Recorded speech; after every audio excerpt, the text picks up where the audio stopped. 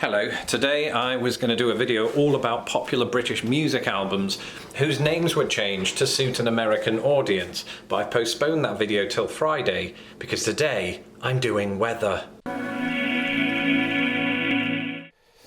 Hello, I'm Lawrence and I'm on a quest to uncover all of the memos that Britain and America lost in the pond, and one of those memos pertains to Snowfall. Yesterday, Scotland's very own YouTube sensation, Sean, posted a tweet mentioning how Scotland doesn't get the snow that it once did, particularly in comparison to the northeastern United States, which bodes even less well for snow lovers in the rest of the UK. Remember, of the 4 UK countries, Scotland nonetheless statistically produces the thickest snow, not to mention beards. But of course, it ain't got nothing on the United States, as evidenced by the last 24 hours. As you've probably seen, the northeast has been getting absolutely battered by winter storm Gail, who is definitely only called that so people like me could say it's blowing a gale. And it has been only with snow. There have been reports from the east coast that both Boston and Providence have broken their single-day snowfall records. Now at 18 inches, it's definitely up to people's waists. Have you?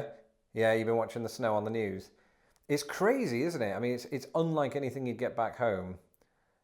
Well, not me. No, I'm in Chicago. That's 1,000 miles away from the East Coast. Do you think the United States is like this tiny country? Read an atlas sometime. Or, better still, watch my videos. All right, yeah. Can you put your daddy back on? But even I know, after looking into this extensively over the last year, that if we're talking about snowfall east of the Mississippi, the real places to examine at times like this are cities that sit directly under Lake Ontario. Remember 3 centuries ago in January of this year when I told you this? The heavy load is actually carried by upstate New York. It gets a ton of snow, and it's all down to lake effect weather. So the likes of Buffalo and Rochester, they get nearly 100 inches of snow. That is mental, but it's not as mental as the city of Syracuse, which gets 123.8 inches a year on average. That's mental. It's also, for that reason, the snowiest city in the lower 48 of the United States. And I know what you're thinking. How dare you, sir, accuse Syracuse of being the worst? You didn't think that. I just like wordplay. Well, this afternoon, the city of Binghamton, how do you say that? Binghamton. There's a letter missing. There's got to be. Binghamton. No? According to Wikipedia, it's Binghamton.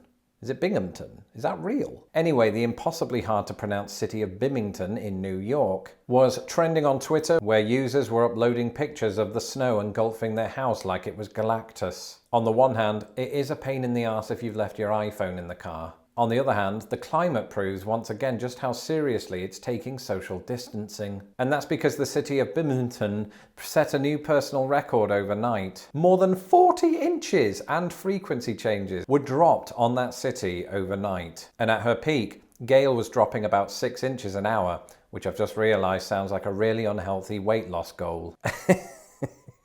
I'm not arguing with you. You have raised a good child.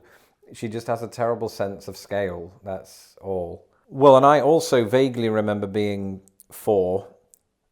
Yeah, but at least then, I think I knew the capital of Arkansas.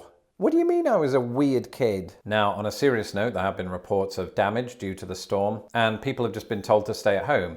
On the plus side, they have been training all year for that. Now, to contextualize things further, these are by no means the largest single-day snowfalls in US history, but they are pretty impressive for places east of the Mississippi. It might not come as much of a surprise that the biggest single-day snowfalls happened west of the Mississippi, but it might come as a surprise as to which state tops the lot. That, believe it or not, was California. In a single 24-hour period in 1952, a Crestview maintenance station recorded snowfall of 84 inches, about the size of Shaquille O'Neal. And to put that into a British context, even the snowiest places in Scotland only get just over half of that in a whole year. So, as somebody who lives in a city that's also no stranger to snow, I'm going to dress now in solidarity with my East Coast and Northeastern brethren. Is brethren the right? That's the wrong word, isn't it? Right, can you make the hatch open?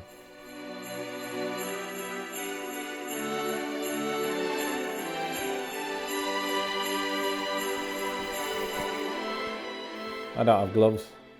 It's a good job it's fake snow. Thank you for watching this latest episode of Vlogmas. If you haven't yet subscribed, please do so at the end of this video to make sure you don't miss another Vlogmas episode, and thank you to all of my patrons who make these videos possible.